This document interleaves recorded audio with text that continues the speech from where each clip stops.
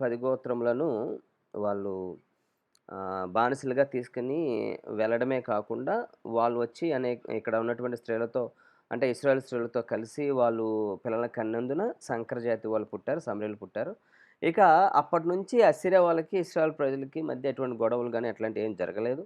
And ఈ సంకర జాతీయులు ఎవరైతే ఉన్నారో సమరీయులు వాళ్ళు సమరయలోనే ఉండిపోయారు. అంటే ఆ ప్రదేశంలో ఉండిపోయారు. తర్వాత అట్లా కాలక్రమేణా ఇంక జీవనం అట్లా గడుస్తా ఉంది. అలా జరుగుతున్నటువంటి సమయాల్లో ఇక్కడున్నటువంటి అంటే కిందున్నటువంటి 2 గోత్రములు యూదా అండ్ బెంజమిను ఇంకొక 150 సంవత్సరాలు వాళ్ళు పరిపాలించుకోగలిగారు. ఆ తర్వాత బబులోను రాజ్య ఎవరు అధిపతి అయినటువంటి నెబుకద్నెజరు యొక్క బానిసత్వంలోనికి వారు వెళ్ళిపోయారు. అలా వెళ్ళిపోయిన తర్వాత ఈ 70 సంవత్సరాలు వారు బబులోను చెరలో ఉన్నారు. ఓకే. సో, 70 సంవత్సరాలు ఎక్కడి నుంచి కౌంటు? హ్మ్. ఇది ఇది మీరు తెలుసుకోవాలి. 70 సంవత్సరాలు ఎక్కడి నుంచి కౌంటు? అండ్ ఎక్కడి వరకు కౌంటు? అది గూడా తెలుసుకోవాలి. మీకు చాలామందికి 70 సంవత్సరాల యొక్క కౌంటు మీకు తెలియకపోవచ్చు. సో, అది నేనిప్పుడు మీకు చూపిస్తాను జాగ్రత్తగా ఒకసారి చూడండి. I'm trying to share the screen. 70 సంవత్సరాలు ఎప్పటి నుంచి ఎప్పటి వరకి? అది మీకు తెలియాలి. You should know thought.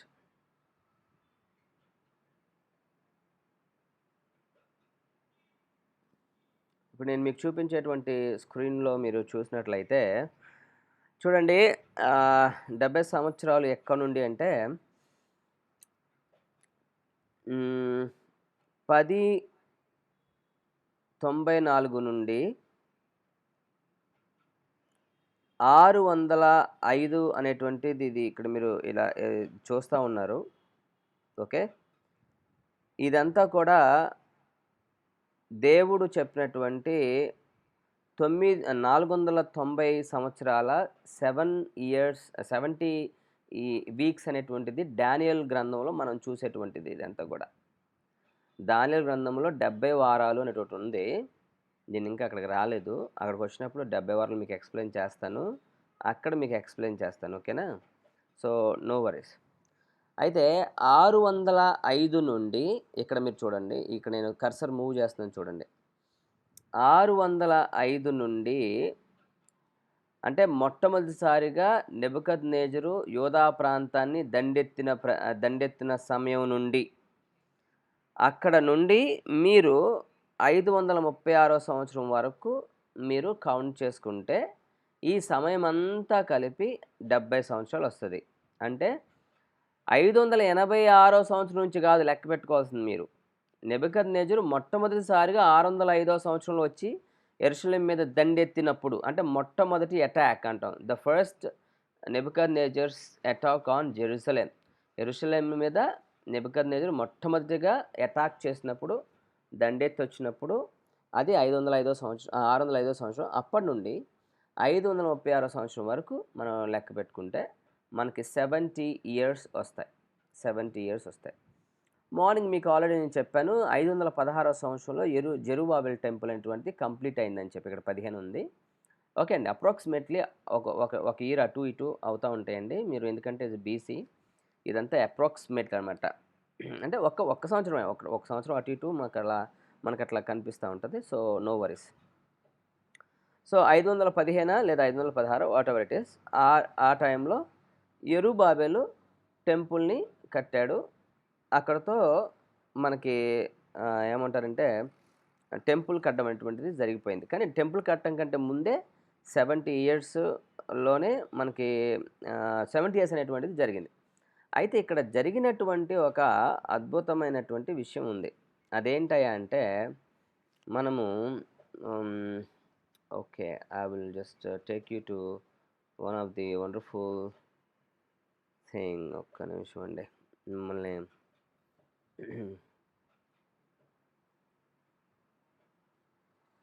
Okay.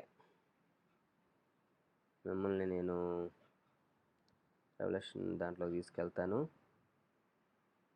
అక్కడ మీకు కొన్ని సంఘటనలు చెప్పాల. అంటే ప్రపంచం యొక్క భవిష్యత్తును గురించి దానియేలు ప్రవచించినటువంటి ప్రవచనాన్ని మనం ఒకసారి దాన్ని పరిశీలన చేయాలి. అంటే ఎన్ని సామ్రాజ్యాలు వస్తాయి, ఎట్లా యూనో పరిపాలన జరుగుతుంది అనే దాని గురించి, ఆయన చెప్పిన దాని గురించి మనం చూడాలి. అలాగే మీరు ఓపికతో ఉండండి. ఇదిగోండి మనం ఈ విషయాన్ని చూద్దాం. ఓకే, ఇక్కడ మనం చూస్తున్నటువంటిది దానియేలు గారికి దేవుడు చూపించినటువంటి దర్శనం.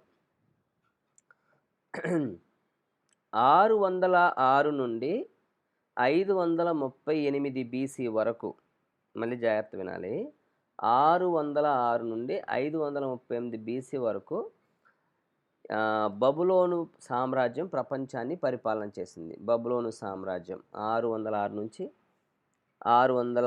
538 వరకు బబులోను సామ్రాజ్యం పరిపాలన చేసింది. 538 నుండి 333 వరకు మాదీయుల పారసీకుల సామ్రాజ్యం పరిపాలన చేసింది. 538 నుండి 333 వరకు మాదీయుల పారసీకుల సామ్రాజ్యం. వాస్తవానికి నేను మీకు ఆల్రెడీ స్టార్టింగ్లో చెప్పాను, ఏ విధంగా బబులోను కూలిపోయిందనే దాని గురించి మీకు ఎక్స్ప్లెయిన్ చేశాను. గుర్తుంటే గుర్తుంది సార్ అని చెప్పండి. గుర్తు లేకపోతే నేను మళ్ళీ ఒకసారి అక్కడికి వెళ్ళి ఖచ్చితంగా మీకు అది నేను చెప్పాలని ఆశపడుతున్నాను. మీరు గుర్తుంటే గుర్తుంది సార్ మాకు అని చెప్పండి. బబులోన్ ఎలా కూలిపోయిందో నేను ఆల్రెడీ లాస్ట్ టైం మీకు ఎక్స్ప్లెయిన్ చేశాను. ఎవరికైనా గుర్తుందా? ఆడియో కాదండి, వీడియో. ఐ మీన్ ఆడియో కావాలండి, చేతులు ఎత్తడం కాదు.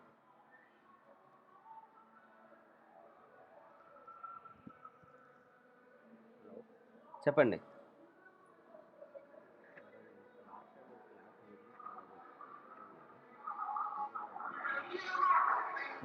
మీరు వినలేదా? ఓకే అండి. ఓకే. సో, బబులోను సామ్రాజ్యం ఎలా కూలిపోయిందో ఒకసారి మనం దాని గురించి ధ్యానం చేద్దామండి. ఎందుకంటే ఇది ఇంపార్టెంట్. ఇది ఎస్తేరు గ్రంథము, తర్వాత ఏమంటారు, ఎజ్రా, నెహెమ్యా, ఎస్తేరు చెప్పక మునుపు ఇది చెప్పాలి. ఎందుకంటే దానియేలు ప్రవచించిన ప్రవచనం మేరకు మనకి ఈ బబులోనీలు పడిపోయి అసిరియా ఏమంటారు, మాదీయులు పారసీకులు ఎలా వచ్చారు అది తెలియాలి కదా. సో, బబులోనీయులు వాళ్ళు ఎలా ఓడిపోయారు, అలా ఓడిపోయి మాదీయుల పారసీకుల సామ్రాజ్యం ఎలా వచ్చిందో తెలియాలి. ఇది చాలా చాలా ఇంపార్టెంట్. అందుకని నేను మీకు ఒకసారి దీన్ని ఎక్స్ప్లెయిన్ చేయాలని అనుకుంటున్నాను. Let us try to see that. So, అసలు ముందు ప్రపంచాన్ని పరిపాలించినటువంటి సామ్రాజ్యాలన్నీ కూడా 7. ముందు ఆ విషయాన్ని మీరు గమనించాలి. ప్రపంచాన్ని పరిపాలించిన సామ్రాజ్యాలన్నీ కూడా 7.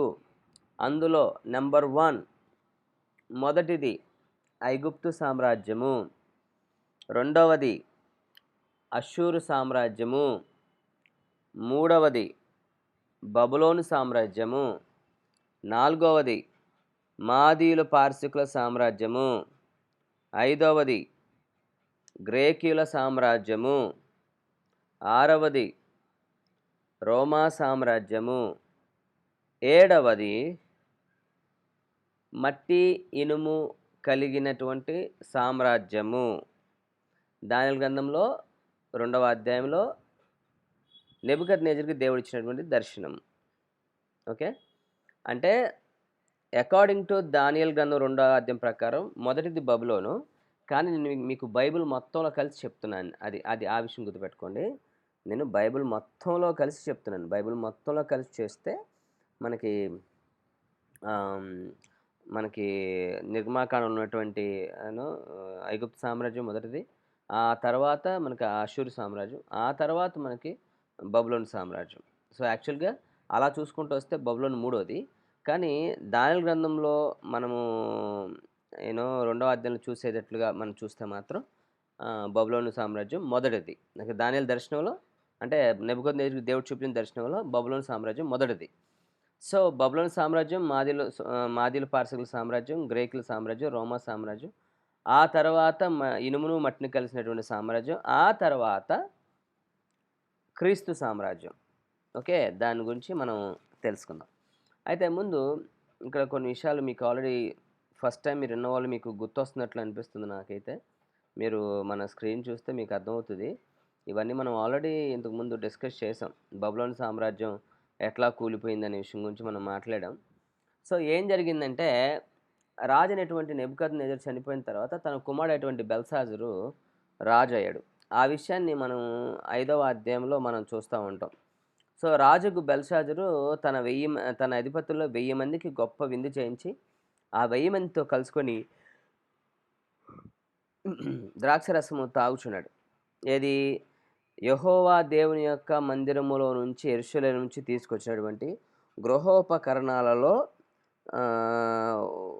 ద్రాక్షరసం పోసి అందరూ త్రాగి మత్తులయ్యి దేవుని యొక్క పాత్రలను అవమానపరుస్తున్నప్పుడు మెనే టేకుల్ ఉపార్సన్ అనేటువంటి ఒక రాత వచ్చి, ఒక హస్తం వచ్చి గోడ మీద రాసినట్లుగా మనం చూస్తూ ఉంటాం. చూడండి 2వ వచనంలో, బెల్షాజరు ద్రాక్షరసం తాగుచుండగా తానును తన అధిపతులను తన రాణులను తన ఉపపత్నులను వాటిలో ద్రాక్షరసం పోసి తాగినట్లు తన తండ్రి అయిన నెబుకద్నెజరు యెరూషలేములోని దేవాలయములో నుండి తెచ్చిన వెండి బంగారు పాత్రలను తెమ్మని ఆజ్ఞాయించాడు. ఇది అవమానం అన్నమాట. ఇది గర్వం. ఎందుకంటే ఇప్పుడు వాళ్ళకి పాత్రలు ఉంటాయి, ఆయన పాత్రలు ఉండవా ఏంటి? ఆయన పాత్రలు ఉంటాయి, వాళ్ళకి వెండి ఉంటాయి, వాళ్ళకి బంగారం ఉంటాయి. కానీ ఎందుకని యెరూషలేములో నుండి తెచ్చిన మనం ఇంకో విషయం ఇంకో భాషలు చెప్పాలంటే ఏదో అంటారు చూసారా, పోయే కాలం అంటారే అనకూడదు కానీ అట్లా ఇక ఆడికైతే వచ్చింది ఇక. అందుకే వాడి దగ్గర ఆల్రెడీ బంగారు వెండి పాత్రలు ఎన్నో ఉన్నా, అవి కాదు మా తండ్రి అయినటువంటి నెబుకద్నెజరు యెరూషలేము దేవాలయంలో నుండి తెచ్చినటువంటి వెండి బంగారు పాత్రలను తీసుకురండి అని ఆజ్ఞాపించి వారు తీసుకొస్తే వాటిని ఉపయోగించి వాటిలో ద్రాక్షరసం పోసి తాను తన రాణులను అధిపతులను ఉపపత్నులను అందరూ ద్రాక్షరసం పోసి ఫుల్గా తాగి తందనాలు ఆడుతూ ఉంటే అప్పుడు దేవుని హస్తం వచ్చి మాట్లాడింది. సో, అది ఇక్కడ మనం చూడాలి. సో, 5వ వచనంలో మనం చూస్తాం, ఆగడిలోనే మానవ హస్తపు వేలు కనబడి దీపము దగ్గర రాజు యొక్క నగరు గోడ పూత మీద ఏదో ఒక వ్రాత రాచినట్టు చున్నట్టుండెను. రాజు ఆ హస్తము రాజు చూడగా అతని ముఖము వికారమైన, అతడు మనసునందు కలవరపడగా అతని నడుము కీళ్ళు వదిలి అతని మోకాలు గడగడ వణుకుచు కొట్టుకొనిచుండెను. ఆడు చేసిన తప్పని వాడికి తెలిసింది. తర్వాత మీకు తెలుసు స్టోరీ అంతా, ఇప్పుడు నేను చదవను. మెనే టైకుల ఉపాసన అని దానియేలు వచ్చాడు. దానియేలు దాని యొక్క సందేశం ఇచ్చాడు. ఈ వాక్య భాగం ఏదంటే, నిన్ను దేవుడు లెక్కలో చూస్తే నువ్వు తేలిపోయావు, నువ్వు త్రాచులో తోచగా నువ్వు తక్కువ వాడికి కనబడితివి, ఫెరేస్ అనగా నీ యొక్క రాజ్యము నీ ఎదురు విభాగింపడి మాదీయుల యొక్క పారసకులకి ఇవ్వబడుతుంది అని ఆయన ఆ రోజు చెప్పాడు. మాదీయులకి పారసకులకి నీ రాజ్యం ఇవ్వబడుతుంది అని చెప్పి 30వ వచనం చూడండి. 30వ వచనం చూస్తే, ఆ రాత్రి ఎందే కల్దీల రాజుకు బెల్షాజరు హతుడాయను. ఆ రాత్రి ఎందే కల్దీల రాజుకు బెల్షాజరు. ఎట్లా? How was it happen? ఎట్లా జరిగింది? ఎలా జరిగిందంటే ఇక్కడ మనకు అసలైన స్టోరీ మనకు కనబడుతుంది. ఇదిగోండి, ఇది బబులోను సామ్రాజ్యం చాలా పెద్ద సామ్రాజ్యం, చాలా పెద్దది, ఇంత సుందరమైనటువంటి సామ్రాజ్యం. అయితే ఈ పట్టణానికి 4 వైపులా ఒక నది ప్రవహిస్తూ ఉంటుంది గోడలను ఆనుకొని. సో, ఈ చూడండి, ఇది మామూలు నేల, ఇక్కడ ఒక వంతెన ఉంటుంది, దీన్ని లిఫ్ట్ చేస్తారు, అట్లాగే దీన్ని మళ్ళీ వేస్తారనమాట. రాత్రి సాయంత్రం 6 గంటలకల్లా దీన్ని ఎత్తేస్తారు, అండ్ ఉదయం మార్నింగ్ 6 కల్లా దీన్ని సూర్యుడు ఉదయించిన తర్వాత దీన్ని మళ్ళీ వేస్తారు. అంటే పట్నం లోపలికి బయటికి రాకపోకలు జరగడానికి. అంతేకాకుండా ఇక్కడ ఏంటంటే, ఎవరైనా కానీ నైటు 6 తర్వాత లోపలికి రావాలనుకుంటే ఇదంతా కూడా ఈ ప్రాంతం అంతా కూడా ముసళ్ళతో అట్లా వాటితో నిండిపోతుంది. వాళ్ళు ఒకవేళ ఇది దాటి వస్తే ఇక్కడ మృగాలను, వైల్డ్ యానిమల్స్ని, క్రూర మృగాలని పెట్టి వాటిని కాపలాగా ఉంచుతారనమాట. సో, ఎవరు కూడా ఈ నదిని దాటలేరు, ఆ తర్వాత ఇక్కడ ఉన్నటువంటి మృగాలని తట్టుకోలేరు, అలా తట్టుకొని ఇంత పెద్ద గోడ అనేటువంటి దీన్ని ఎక్కలేరు. ఎందుకంటే ఈ గోడ ఎత్తే 300 అడుగుల ఎత్తు. 300 అడుగుల ఎత్తు. మీరు చూడండి, నేను ఇక్కడ చూపిస్తున్నాను. The brick wall was 56 miles long and 300 feet height. అంటే 300 అడుగుల ఎత్తు అంటే దగ్గరగా 30 అంతస్తుల ఎత్తు. 30 అంతస్తుల ఎత్తు బిల్డింగ్ అసలు మన విజయవాడలో లేదు, మీ ప్లేస్లో కూడా లేదు, చివరికి హైదరాబాద్లో కూడా లేదు 30 అంతస్తుల ఎత్తు బిల్డింగ్. అన్నీ 25, 26, 27లో ఉన్నాయిలే కానీ 30 అంతస్తుల బిల్డింగ్ లేదు. అంటే అసలు ఎంత హైట్ అంటే అంత హైట్ గోడల్ని ఎవడు కూడా ఎక్కి అటు దూకి ఈ దేశాన్ని సంపాదించుకుందాం అని ఎవ్వడూ ఆలోచించలేడు. అసలు అది అసాధ్యం అది. అలాంటి తరుణంలో పట్టణము కింద భాగంలో, అంటే కింద దీనికి రెండు గోడలు ఉంటాయి. Inner walls and outer walls అని 2 ఉంటాయి. వినాలి జాగ్రత్తగా. ఇగోండి ఇక్కడ చూడండి. ఇగో దీన్ని అవుటర్ వాల్ అంటారు. ఇది అవుటర్ వాల్, ఇది inner wall. So outer wall, inner wall మనం గమనించినట్లయితే ఈ అవుటర్ వాల్ దాటిన మళ్ళీ ఇన్నర్ వాల్ ఇంకా బలంగా ఉంటుందన్నమాట. ఇదే బలం, ఇది ఇంకా బలంగా ఉంటుంది, ఇంకా హైట్ ఉంటుంది ఇది. అలా ఎంత హైట్‌గా వాటిని అలా కట్టుకొని దీని చుట్టూ కూడా, అంటే పట్నం చుట్టూ కూడా 450 టవర్లు. ఐ థింక్ 450 వాచ్ టవర్లు. ఎన్ని టవర్లు? 250 వాచ్ టవర్లు, 450 ఫీట్ హైట్. అంటే దగ్గర 40 అంతస్తులకు పైగా ఉన్నటువంటి ఎత్తున్నటువంటి యూనో టవర్స్ ఉండేవి. అవి 250 ఉండేవి చుట్టూ. అంత బలమైనటువంటి పట్టణం. అయితే ఈ మాదీలు పారసీకులు ఎప్పటి నుంచో ఎదురు చూస్తున్నారు. దేనికి? ఈ బబులోను దేశాన్ని పట్టుకోవడానికి. అలా చూస్తున్న సమయంలో వాళ్ళకి తెలిసింది ఏంటయ్యా అంటే, ఇదిగో మనం వెతుకుతున్నాం కదా, మనకు పైనుండి వెళ్ళడానికైతే ఎటువంటి స్కోప్ లేదు, కానీ పట్టణం లోపల ఉన్నటువంటి వారికి నీరు అనేటువంటిది బయట నుంచే వెళ్తుంది. అది కూడా గోడల కింద ఉన్నటువంటి సొరంగంలోంచి వెళ్తుందని చెప్పి వాళ్ళకి తెలిసినప్పుడు వాళ్ళు ఏం చేశారంటే, చాలా తెలివిగా ఏం చేశారంటే, ఇదిగో ఈ నది ఎక్కడి నుంచి వస్తుందో ముందు దాన్ని కనుగొన్నారు. ఇది ఎక్కడి నుంచి వస్తుందంటే యూఫ్రటీస్ నుంచి వస్తుంది. ఎందుకంటే బబులోను దేశము యూఫ్రటీస్ నది పక్కనే కట్టబడింది. ఓకే అండి, యూఫ్రటీస్ నది పక్కనే కట్టబడింది బబులోను దేశం. మీరు ఎప్పుడు మ్యాప్లో చూడండి, మీకు అర్థమవుతుంది. సో యూఫ్రటీస్ నదిలో నుంచి ఒక పాయ వాళ్ళు చీల్చుకొని వాళ్ళ పట్టణం చుట్టూ దాన్ని ప్రహరింపజేయడమే కాకుండా లోపల ఉన్న వాళ్ళు కూడా ఈ నీటినే తాగుతూ అలా వారు జీవనం సాగిస్తూ ఉండేవారు.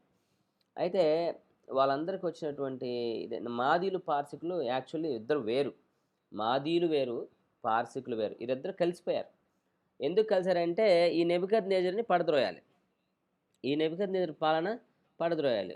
వాడి చేతి కింద మనం ఎందుకు ఉండాలి అని చెప్పేసి వాడితో పోరాడాలని చెప్పేసి వాళ్ళు ప్లాన్ చేసి వాళ్ళు ఏం చేశారంటే ఈ ఈ కాలువను ఎండిపోచేశారు. ఎండిపోచేసి వాళ్ళు ఏ రోజైతే యెహోవా దేవుడు తన హస్తము పంపించి మెనేటెకులు పార్సిల్ రాశాడో ఇది గోడ మీద, అదే సమయంలో ఎండిపోయినటువంటి, లేదంటే ఈ యొక్క కింద ఉన్నటువంటి సొరంగాల్లో ఉన్నటువంటి దాంట్లో నుంచి మాదీల పార్సికుల సైనికులు లోపలికి చొరబడి జాక్పాట్లో ఒకేసారి 1000 మంది, అంటే సంస్థానాధిపతులు ఎవరైతే ఉన్నారో బబులోను సంస్థానాధిపతులు, వాళ్ళందరినీ కూడా ఒకేసారి మట్టుపెట్టి చంపి పడేశారు. అంటే ఒకే ఒక నైట్లో మహా గొప్పదైనటువంటి బబులోను దేశం, చాలా సుందరమైనటువంటి బబులోను దేశం, చాలా ఏమంటారంటే ఐశ్వర్యమును కలిగినటువంటి బబులోను దేశం ఒక్క నైట్లోనే పడిపోయింది. సో మాదీలు పార్సికులు వాళ్ళ సైనికులు ఈ సొరంగాల గుండా లోపలికి వెళ్ళి సైన్యాన్ని చంపి, రాజును చంపి, అసలు ఒక్క నైట్లోనే వాళ్ళు బబులోను దేశాన్ని కూల్చేసి తమదైనటువంటిదిగా దాన్ని వశపరుచుకున్నారు. అట్లా బబులోన్ దేశం యొక్క పాలన ముగించబడింది. అలా బబులోన్ దేశం పాలన ముగించబడి మాదీయుల పారసీకుల పాలన 539 నుంచి 331 వరకు, మనం 33 వరకు చూసాము. 539 నుంచి 331 వరకు మాదీయుల పారసీకుల పాలన. మిడో పర్షియా అంటాం. మాదీయులు, పారసీకులు. ఇప్పుడు వినండి, ఇప్పుడు స్టోరీ ఏంటంటే, బబులోనికి కొనుపోబడినటువంటి దాసులు, లేదంటే బానిసలకు కొనుపోబడినటువంటి వీరు ఎవరో ఇశ్రాయేల్ ప్రజలు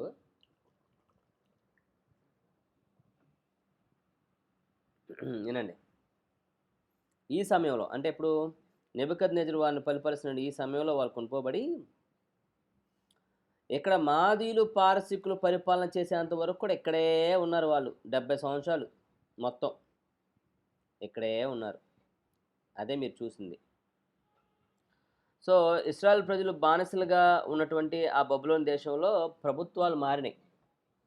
దానియేలు, షడ్రక్, మేషక్, అబేద్నెగోలు నెబుకద్నెజరు కింద పనిచేశారు, బెల్షాజర్ కింద పనిచేశారు, దర్యావేషు కింద కూడా పనిచేశారు. మాదీయుడు, మిడో పర్షియన్ రాజైనటువంటి మాదీయులు రాజైనటువంటి దర్యావేషు కింద కూడా దానియేలు పనిచేశాడు. అంటే దానియేలు 3 ప్రభుత్వాలను చూశాడు. ఆ విషయం గుర్తుపెట్టుకోవాలి. దానియేలు 3 ప్రభుత్వాలను చూశాడు. సో అట్లాగా వాళ్ళు అక్కడే ఉండిపోయారు ఇక. ఎందుకంటే నెబుకద్నెజరు పంపించడం వెనకాలకి, అసలు నెబుకద్నెజరుకి వెనకకి పంపించేటువంటి ఇది లేదు. ఎవరన్నా తీసుకెళ్ళిపోయాడు అనుకోండి వాళ్ళ దేశానికి బానిసలుగా, ఇంకా వాళ్ళు వెనక్కి వచ్చే ప్రసక్తి లేదు. అందుకే నెబుకద్నెజరు పోయాడు, వాళ్ళ కొడుకునేటువంటి బెల్షాజరు పోయాడు. ఆ తర్వాత మాదీయుడైనటువంటి దర్యావేషు వచ్చాడు. కానీ దర్యావేషు కాలంలో కూడా ఇశ్రాయేల్ ప్రజలు వెనక రాల. దర్యావేషు కాలం అయిపోయిన తర్వాత పారసీకులు పరిపాలన చేసేటువంటి ఆ రోజులలో ఒక గొప్ప సంఘటన జరిగింది.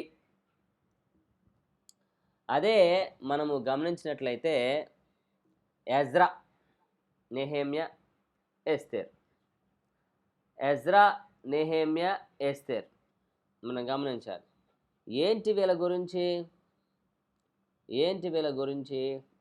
సరే, ఇక్కడ మనం కొన్ని విషయాలు నేను మీకు తెలియజేస్తాను. ఓకే, ఇక్కడ కొన్ని డేట్స్ ఇస్తున్నాను. ఏమన్నా మీరు రాసుకోవడం కానీ స్క్రీన్ షాట్ కొట్టుకోవడం కానీ చేస్తారా?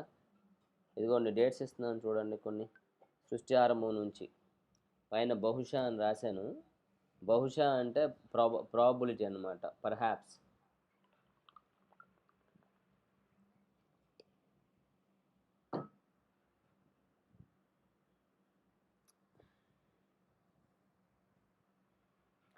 ఆదికాండం 1వ అధ్యాయం ఆదికాండం 1వ అధ్యాయం నుండి 11వ అధ్యాయం వరకు 2000 సంవత్సరాలు.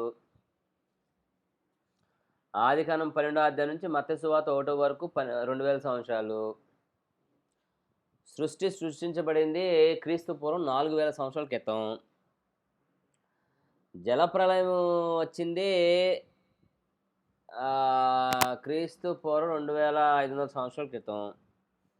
ఓకే, జలప్రలయం వచ్చింది క్రీస్తు పూర్వం 2500 సంవత్సరాల క్రితం, కరెక్టే. అబ్రహాం పుట్టింది క్రీస్తు పూర్వం 2000 సంవత్సరాల క్రితం. దావీదు పుట్టింది క్రీస్తు పూర్వం 1000 సంవత్సరాల క్రితం. ఓకే, అవి మనం చూస్తూ ఉన్నాం. ఇప్పుడు మీరు చూపించేటువంటిది ఏంటంటే ఖచ్చితమైన సంవత్సరం అనమాట. అంటే లెక్కలతో సహా ఇక్కడ మీకు డీటెయిల్గా ఇక్కడ ఒకటి మనకి ఉంది. ఖచ్చితమైన సంవత్సరాలు క్రీస్తు పూర్వం సృష్టి 413, అబ్రహాము 2167లో ఆయన పుట్టాడు. ఇట్లా డీటెయిల్గా మనకి ఇక్కడ ఇవ్వబడుతుంది. స్క్రీన్ షాట్ తీసుకోండి లేదా పిక్చర్ కొట్టుకోండి. ఇక్కడ మీకు ఇంతకుముందు నేను మార్నింగ్ చెప్పినటువంటి డేటా అంతా కూడా 10 గోత్రంలో అసిరియా వారసత్వంలోకి వెళ్ళి 722. అట్లాగే యోధా, బెంజమిను బబులోన్కి వెళ్ళినటువంటిది 605, 597, 586. ఇదిగో చూడండి, ఇక 586 నుండి 536 సంవత్సరం వరకు మనం చూసేటువంటి ఆ కాలం 70 సంవత్సరాలు. ఇక్కడ 70 సంవత్సరాలు కాదు, ఎక్కడంటే 605 నుంచి 536 వరకు. చూడండి, 605 నుంచి 536 వరకు 70 సంవత్సరాలు. ఇది 70 సంవత్సరాల కాలం. సో, ఈ 70 సంవత్సరాల పరిపాలనలో మొట్టమొదటిగా జెరుబ్బాబెల్ పరిపాలనలో వాళ్ళు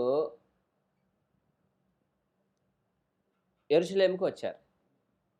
యెరూషలేముకి వచ్చారు. వినాలి జాగ్రత్తగా. జెరుబ్బాబెల్ పరిపాలనలో యెరూషలేముకి వచ్చారు. స్టోరీ ఏంటి? స్టోరీ ఏంటంటే మీకు తెలుసు. ఆహ్, నెహెమ్యా, ఎజ్రా. నెహెమ్యా ఏమో రాజు యొక్క ఏమంటారంటే సన్నిధిలో పానం అందించేవాడు మీకు తెలుసు. ఎజ్రా ఏమో శాస్త్రి. యెహోషువ కూడా శాస్త్రే. ఆ తర్వాత జెరుబ్బాబెల్ ఏమో వాస్తవానికి పారసీకుల గవర్నర్ అనమాట. ఆయన ఆయన ఇతను కాదు. ఎవరు ఇశ్రాయేలీయుడు కాదు. జెరుబ్బాబెల్ ఇశ్రాయేలీయుడు కాదు. జెరుబ్బాబెల్ పారసీకుడు. ఆయన గవర్నర్‌గా యూనో అహష్వేరోషు అంటే ఎ ఎస్తేరు గ్రంథం కంటే ముందు జరిగిన సంగతది. సో, అహష్వేరోషు కాలంలోనే వారు వెనక్కి రావడం జరిగింది. అయితే ఇక్కడ మీరు గమనించాల్సిన విషయం ఏంటంటే ఆహ్, ఎన్ని సార్లయితే వాళ్ళు బబులోను దేశానికి కొనుక్కోబడ్డారో, ఎన్ని సార్లు 3 సార్లు కొనుక్కోబడ్డారు. అదే విధంగా వాళ్ళు బబులోను దేశం నుంచి కూడా 3 సార్లొచ్చారు. ముందు అదే విషయం గుర్తుపెట్టుకోండి. మళ్ళీ మళ్ళీ చెప్తాను వినండి. బబులోను దేశానికి 3 సార్లు కొనుక్కోబడ్డారు. 605, 597, 586. అట్లాగే వాళ్ళు బబులోను దేశం నుంచి తిరిగొచ్చింది కూడా 3 సార్లొచ్చారు. 3 విధాలుగా వచ్చారు. లేదా 3 గుంపులుగా వచ్చారు. యాహ్! సో, అందులో మొట్టమొదటిది 536 సంవత్సరంలో వాళ్ళు జెరుబ్బాబెలు పరిపాలనలో బబులోను దేశం నుంచి వచ్చి యెహోవా దేవుని యొక్క దేవాలయం కట్టడానికి వచ్చారు. వినాలి జాగ్రత్తగా.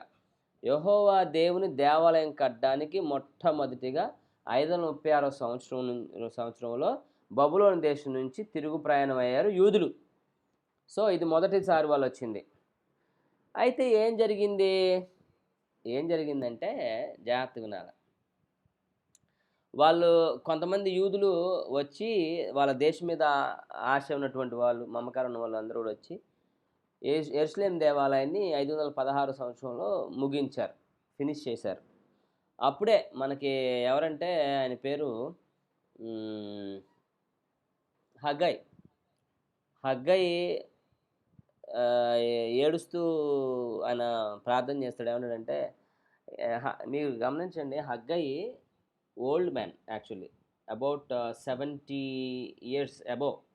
ఎందుకంటే యెరూషలేము అదేంటి సొలొమోన్ గారు కట్టించినటువంటి యెరూషలేము దేవాలయం పడగొట్టక మునుపు కల్లారా చూసినోడు హగ్గయి. అట్లాగే వీళ్ళు బబులోను దేశంలోకి ఉండి 70 సంవత్సరాలు వాళ్ళ బానిసత్వంలో ఉండి మొట్టమొదటిసారిగా తిరిగొచ్చిన బ్యాచ్‌లో కూడా వచ్చినటువంటి ఎవరంటే హగ్గయ్యే. అండ్ ఆ హగ్గయి గారు ఆయన ఈళ్ళు ఈళ్ళు యెరూషలేము దేవాలయాన్ని నిర్మించిన తర్వాత దాన్ని చూసి ఒకటే బాధపడుతూ అంటాడు. నేను చూసిన మహిమోన్నతమైనటువంటి సొలొమోను కట్టించినటువంటి దేవాలయం ఎక్కడ? మీరు కట్టినటువంటి ఈ దేవాలయం ఎక్కడ? అయినను పర్లేదులే ఏదో కట్టారు. కానీ దానంత మహిమోన్నతమైనది ఫిజికల్‌గా అయితే కాదు. కానీ దేవుని ప్రసన్నత దీని మీద కూడా ఉంటది అని చెప్పేసి హగ్గయి ప్రసంగిస్తాడు. ప్రసంగించి అందరిని ప్రోత్సహిస్తాడు. సో, దేవుని మందిరాన్ని కట్టడానికి వాళ్ళందరూ వచ్చారు. అయితే ఇక్కడ విషయం ఏంటంటే, దేవుని మందిరాన్ని కట్టడానికి వచ్చినప్పుడు సమరయులు కొంతమంది అడ్డుపడి వారందరూ గజిబిజి చేసి కొంచెం ఇబ్బంది పెట్టినప్పుడు వినాలి జాగ్రత్తగా. ఇబ్బంది పెట్టినప్పుడు దేవుని మందిరాన్ని కట్టడం ఆపేసేసి వాళ్ళ సొంత ఇల్లు కట్టుకోవడానికి ప్రారంభించారు ఇశ్రాయేల్ ప్రజలు. ఏది? బబులోను దేశం నుంచి తిరిగొచ్చిన తర్వాత. బబులోను దేశం నుంచి తిరిగొచ్చిన తర్వాత వాళ్ళు ఎందుకోసం వచ్చారు? దేవుని దేవాలయం కట్టడానికి వచ్చారు. మరి ఏం చేయాలి? దేవుని దేవాలయం కట్టాలి. ఏం చేస్తున్నారు వాళ్ళు? వాళ్ళ సొంత ఇల్లు కట్టుకుంటున్నారు. ఎందుకంటే దానికి అడ్డంకులు వచ్చినాయని చెప్పి. అలా అలా అలా వచ్చినప్పుడు అందరూ తమ తమ సొంత ఇల్లులు కట్టుకొనుంటే హగ్గయి గారు ఆయన అందరిని లేపి, ఆయన పురికొల్పి, ఆయన ప్రోత్సహించి, ఆయన్ని హెచ్చరించి, మీరు దేవుని మందిరాన్ని కట్టడానికొచ్చి ఏదో చిన్న అడ్డంకులొచ్చినాయని చెప్పి విడిచిపెట్టి మీ ఇల్లులు కట్టుకుంటున్నారు. ఇది మంచి పద్ధతి కాదు. ముందు దేవుని మందిరం కట్టండి అందరూ కలిసి అని చెప్పేసి అందరిని ప్రోత్సహిస్తే హగ్గయి, జకరియా గారు ఇద్దరు కలిసి జకరియా యంగ్‌స్టర్ అనమాట. జకరియా గారు కుర్రోడు, ప్రవక్త. ఆయన కుర్రోడు అనమాట. హగ్గయి ఏమో చాలా ఓల్డ్ మ్యాన్, ముసలాయన.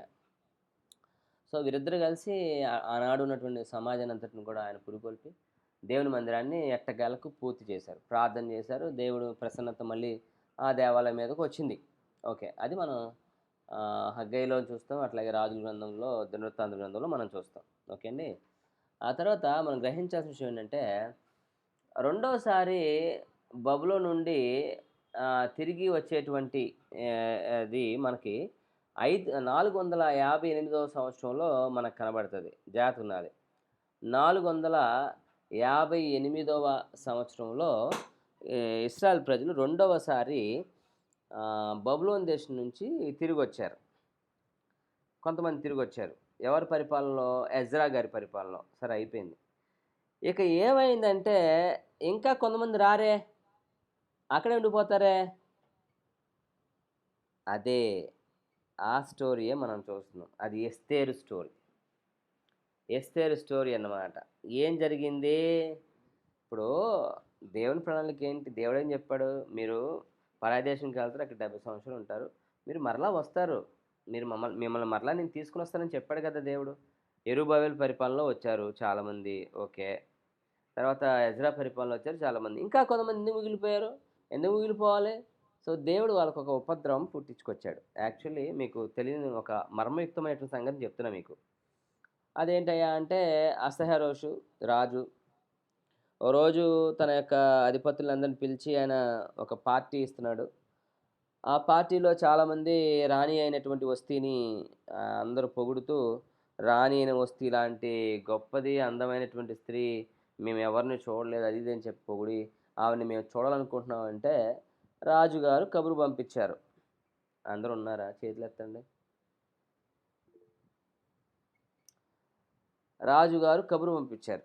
రాజుగారు కబురు పంపించి, రాణి అయిన వస్తీని రాజు పిలుస్తున్నాడు అంటే, రాణి అయిన వస్తీకి తెలిసింది. ఏమనంటే, ఓకే. రాజు తాగి అనేక మంది అధిపతులు అందరూ తాగి సంస్థానాధిపతులు అందరూ ఉన్నారు. ఆళ్ళందరిలో తన అందాన్ని చూపించడానికి, అంటే ఎంత అందమైనదో లేపోతే అట్లా చూపించడానికి రమ్మంటున్నాడనే విషయం ఆవిడకి తెలిసినప్పుడు, ఆవిడ ఖరాఖండిగా నేను రాను.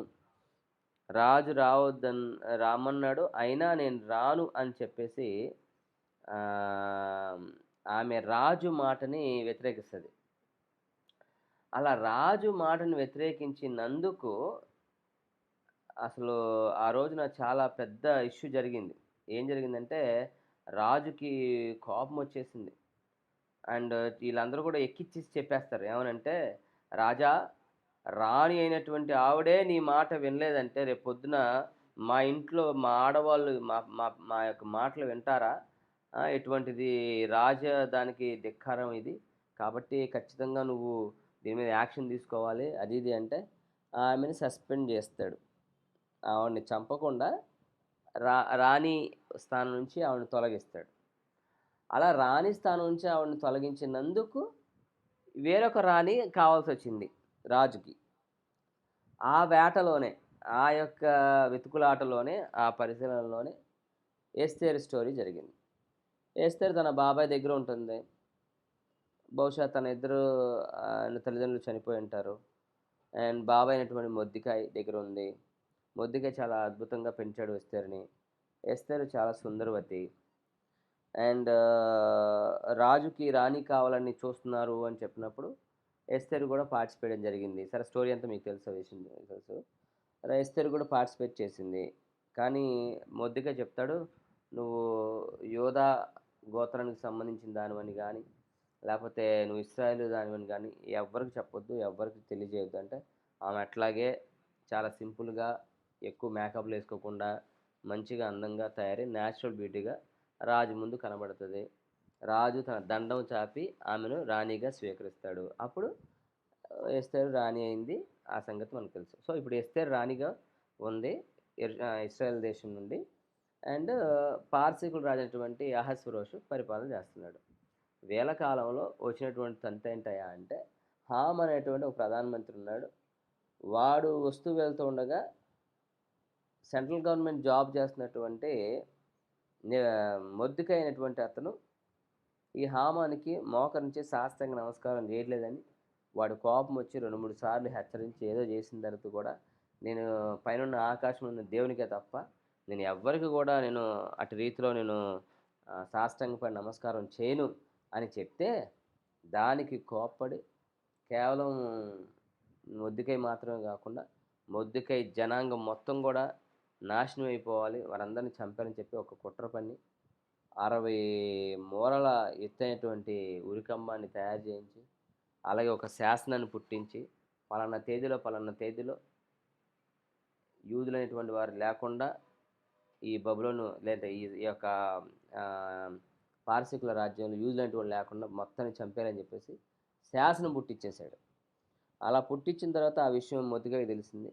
మొర్దెకై మొర్దెకై ఉపవాసం ఉండి ప్రార్థన చేసి ఎస్తేరుకి ఒక లేఖ పంపించి, ఇదిగో నీ ప్రజలైనటువంటి మాకు ఇట్లాంటి ఒక ఆపద వస్తుంది, ఈ రోజున దేవుడు నిన్ను రాణిగా అక్కడ పెట్టింది ఇందుకేనేమో గుర్తుపెట్టుకో, ఒకవేళ నువ్వు మమ్మల్ని కాపాడడానికి నువ్వు ప్రయత్నించకపోయినా దేవుడు మాకు ఎక్కడి నుంచి సహాయం పంపిస్తాడు, అయినా ఇది నీ పూజ అని గుర్తుపెట్టుకో అని చెప్పేసి రాణికి చెప్పేటప్పుడు రాణి ఏముంటుందండి, 3 దినం ఉపవాసం ఉండండి, మనందరం కాదు ఉపవాసం ఉండం. ఆ తర్వాత రాజు ఆజ్ఞ లేకుండా రాణి వెళ్ళకూడదు రాజు సముఖానికి, అయినా నేను వెళ్తాను, నా ప్రాణం తీసేసినా పర్లేదు నేను వెళ్తాను, నేను మీకోసం పోరాడతానని చెప్పి రాణి అయినటువంటి ఇస్తారు.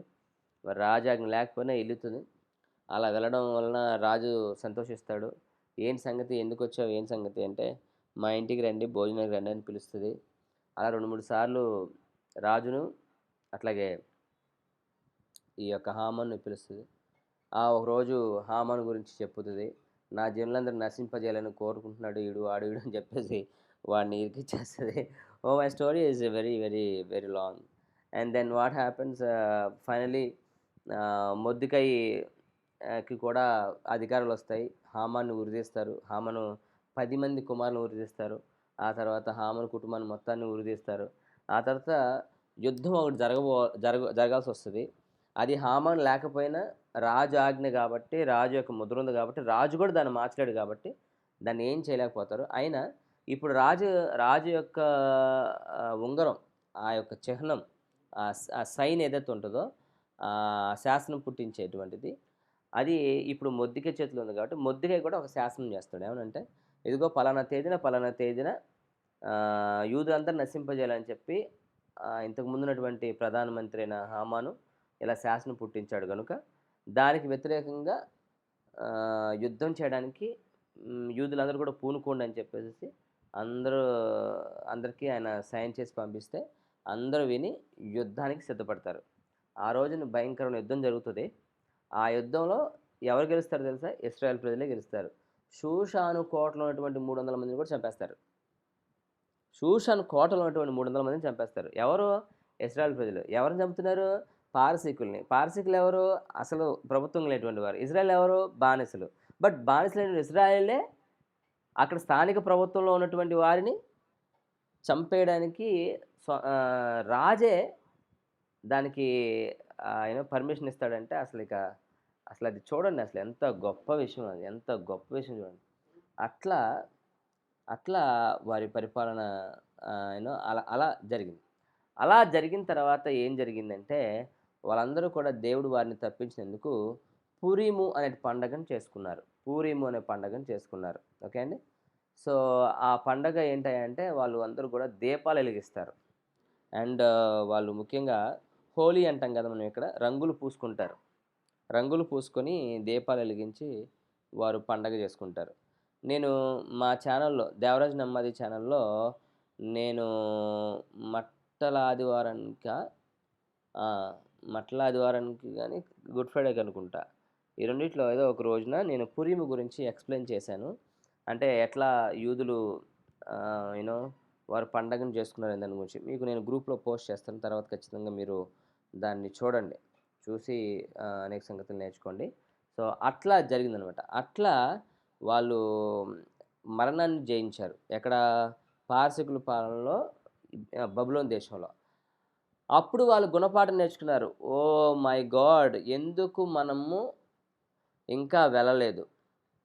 మనం వెళ్ళలేదు కాబట్టే మనకి దేవుడు ఇటువంటి గుణపాఠం నేర్పించాడు కాబట్టి మన దేశం ఎటువంటి యెరూషలేముకి మరలా మనం వెళ్ళిపోదాం అని చెప్పి వాళ్ళకు వాళ్ళు ప్రిపేర్ అయ్యి ఇక మూడవసారి నెహెమ్యా పరిపాలన కింద 445 సంవత్సరంలో మరలా తిరిగి వచ్చేసారు.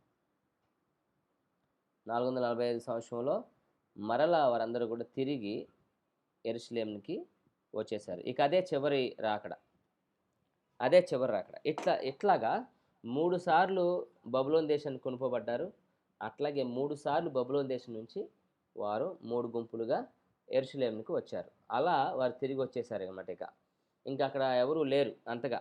అయితే ఇక్కడ ఎందుకు ఇశ్రాయేల్ ప్రజలు అక్కడ ఉండిపోవాల్సొచ్చింది? ఎందుకు అక్కడ ఉన్నారంటే, మూడోసారి వరకు ఎందుకున్నారంటే అక్కడ, వీళ్ళు మొదటిగా నెబుకద్నెజర్ పరిపాలనలో వాళ్ళు బానిసలుగానే ఎళ్లారు. అయితే ఏం జరిగిందంటే,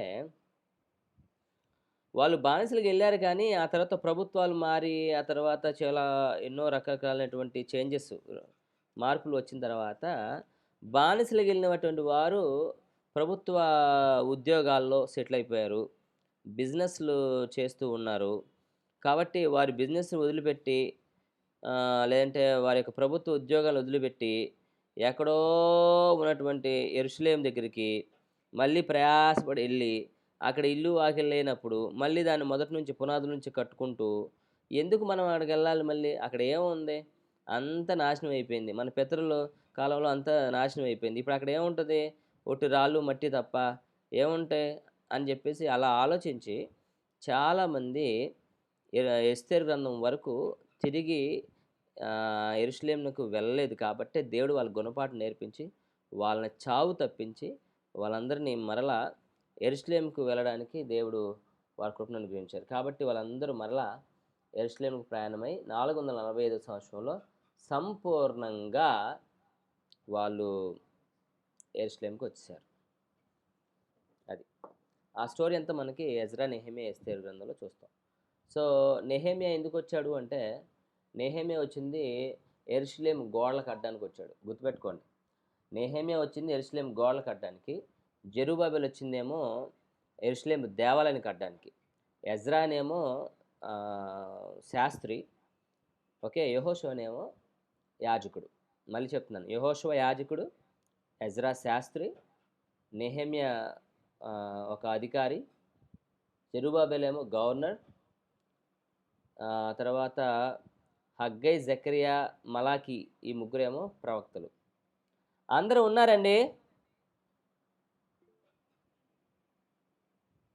ఎంత ఇన్ఫర్మేషన్ ఇస్తున్నా మీకు నేను. వెనక్కొచ్చిన తర్వాత ఎవరెవరేంటో మీకు చెప్తున్నాను కదా. ఇంకా చేతులు ఎత్తాలి. ఇంకెవరెవరో ఎత్తలే చేతులు. అంటే వాళ్ళ దగ్గర లేరని అర్థం.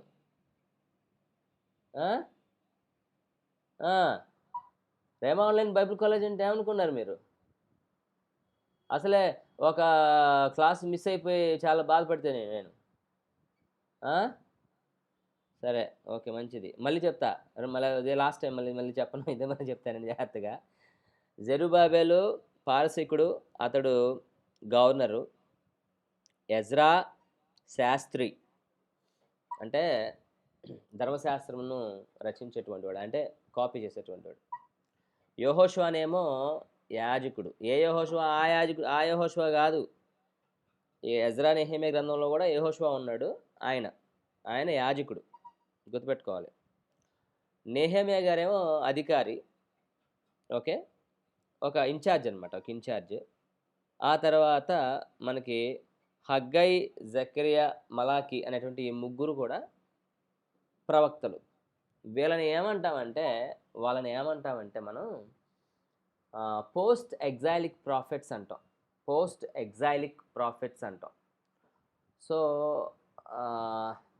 అయితే మీకు ఈ విషయాన్ని నేను చెప్పాలి. పోస్ట్ ఎగ్జైలిక్ ప్రాఫిట్స్ అంటారండి. ఆ విషయాన్ని మీరు కొంచెం గుర్తుపెట్టుకోండి. మనము ఆల్రైట్.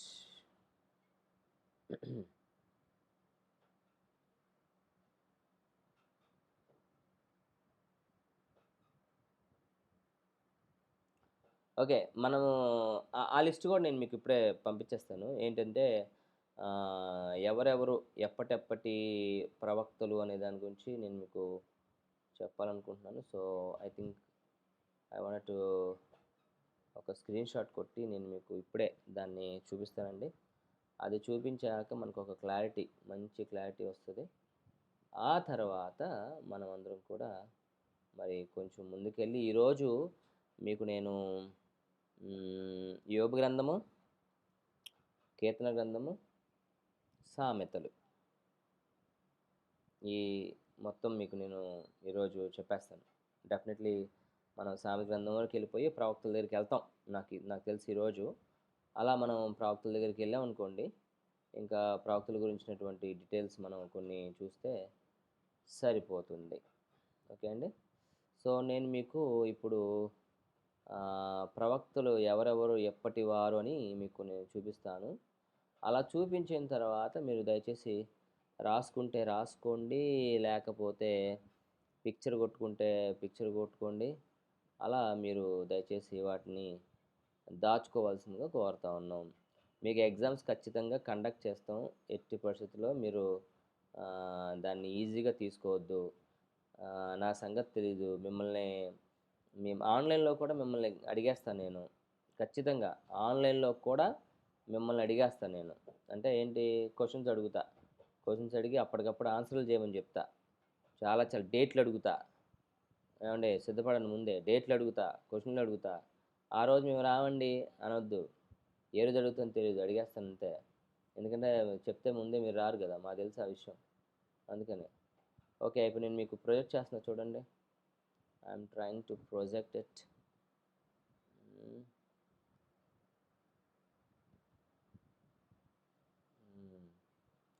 ఇక్కడ మీకు నేను చూపించేటువంటి ఓకే, కొంచెం చిన్న చేద్దాం. చెరకు ముందు, చెరలోని, చెర తర్వాత. మళ్ళీ చెప్తున్నాను, చెరకు ముందు, చెరలోని, చెర తర్వాత ప్రవక్తలు ఎవరు అనేది నేను మీకు ఇక్కడ చూపిస్తూ ఉన్నాను. ఓకే అండి. చెరకు ముందు, చెరలోని, చెర తర్వాత ఉన్న ప్రవక్తలు. పైగా ఉత్తర రాజ్యంలో ఎవరు, దక్షిణ రాజ్యంలో ఎవరు, ఇతర రాజ్యాల్లో అంటే అదేంటో నేను మీకు చెప్తా. ముందు అసలు అయితే ఉత్తర రాజ్యంలో, దక్షిణ రాజ్యంలో ఎవరనే విషయాన్ని మీరు ఇక్కడ ఒకసారి కాపీ చేసుకోండి. Whether you can take a screen shot are you can just simply note it down. రాసుకుంటే రాసుకోండి. ఓకే అండి. నేను చదువుతాను, జాగ్రత్త వినండి. సో చెరకు ముందున్న ప్రవక్తలు ఎవరంటే హోషియా, ఆమోసు, మేక, ఇర్మియా, యెషయా, యావేలు, హబక్కుకు, జెఫన్యా, మీకా, ఆ తర్వాత యోనా, నహూము, ఓబద్య. వీళ్ళందరూ కూడా చెరకు ముందున్నవారు. ఓకే, చెరకు ముందున్నటువంటి ప్రవక్తలు వీరు. హోషియా, ఆమోసు, మేక, ఇర్మియా, యెషయా, యావేలు, హబక్కుకు, జెఫన్యా, మీకా, యోనా, నహూము, ఓబద్య. వీళ్ళు చెరలోని అంటే ఏంటి, బబులోనులో నుండి ప్రవచించిన వారు. బబులోనులో నుండి ప్రవచించినటువంటి వారు ఎవరు అంటే దానియేలు ప్రవచించాడు బబులోను దేశంలో నుండి. అట్లాగే యెహెజ్కేలు కూడా ప్రవచించాడు బబులోను దేశంలో నుండి. సో వీళ్ళిద్దరూ కూడా చెరలోని ప్రవక్తలు. ఆ విషయం మీరు గమనించాలి. చెర తర్వాత ఎవరు అంటే హగ్గై, జకరియా, మలాకి. వీళ్ళు ముగ్గురే ప్రవక్తలు. చెర తర్వాత అంటే ఈ 445 తర్వాత ఉన్నటువంటి వాళ్ళు ఎవరయ్యా అంటే జకరియా, హగ్గై, మలాకి. ఈ ముగ్గురు. ఇది లిస్టు. సో ఈ విషయాన్ని మీరు గమనించాలి. ఇక్కడ ఇతర రాజ్యాలు అని ఉంది కదా, అంటే ఉత్తర రాజ్యం గురించి హోషేయ, ఆమోసు, మేక ప్రవచించారండి. అంటే 10 గోత్రాల గురించి, ఇశ్రాయేల్ దేశం గురించి 10 గోత్రాల గురించి ఈ ముగ్గురు ప్రవచించారు. ఎవరు, హోషేయ, ఆమోసు, మేక. దక్షిణ రాజ్యం గురించి అంటే ఏంటి, యోధా గురించి ప్రవచించిన వారు ఎవరయ్యా అంటే ఇర్మియా, యెషయా, యేవేలు, హబక్కుకు, జెఫన్యా, మీకా. వీళ్ళందరూ కూడా దక్షిణ రాజ్యం అయినటువంటి యోధా, బెంజమిన్ గోత్రముల గురించి ప్రవచించారు. వీళ్ళు ఇశ్రాయేలీయుల ప్రవక్తలైండు కూడా వేరే దేశాల గురించి చెప్పినటువంటి వారు. వేరే దేశాలకు వెళ్ళి లేదా వేరే దేశాల గురించి ప్రవచించినటువంటి వారు ఎవరంటే యోనా. ఆయన నినివే పట్టణం వెళ్ళి అక్కడ ప్రవచించాడు. నహూము ఆయన ఎదోము గురించి ప్రవచించాడు. ఓబద్య ఆయన కూడా మరి ఇతర దేశాల గురించి ఆయన ప్రవచించాడు. సిరియా గురించి ఆయన వాటి గురించి ప్రవచించాడు. సో ఈ ముగ్గురు వేరే దేశాల గురించి ప్రవచించారు. ఈ మిగతా వారందరూ కూడా దక్షిణ రాజ్యం గురించి, ఉత్తర రాజ్యం గురించి ప్రవచించారు. చెరలోని ప్రవక్తలు దానియేలు, యెహెజ్కేలు, తర్వాత ప్రవక్తలు హగ్గై, జకరియా, మలాకి. ఇది స్టోరీ అంతా. సరే, ఇప్పుడు మనం ప్రవక్తల్లోకి మనం ఏం వెళ్ళట్లేదు. మనం వెళ్ళేది ఎక్కడికి అంటే, మనం వెళ్ళేది యోబు గ్రంథానికి వెళ్తున్నాం మనం. వీఆర్ గోయింగ్ టు యోబు గ్రంథానికి వెళ్తున్నాం. వెళ్ళే ముందు ఏమైనా క్వశ్చన్స్ ఉంటే అడగొచ్చు. లేదా ఓకే, ఒక 10 నిమిషాలు బ్రేక్ తీసుకుందాం. ఓకే, నేను కూడా కాస్త మంచినీళ్ళు తాగి మరలా వచ్చి మీకు చెప్తాను. ఒక 10 మినిట్స్ బ్రేక్. ఈలోపు అన్న క్వశ్చన్ ఉంటే సిద్ధపడండి. Just only 10 minutes break. Will be back bye bye 4 will be back. Okay, bye 4, 8 minutes.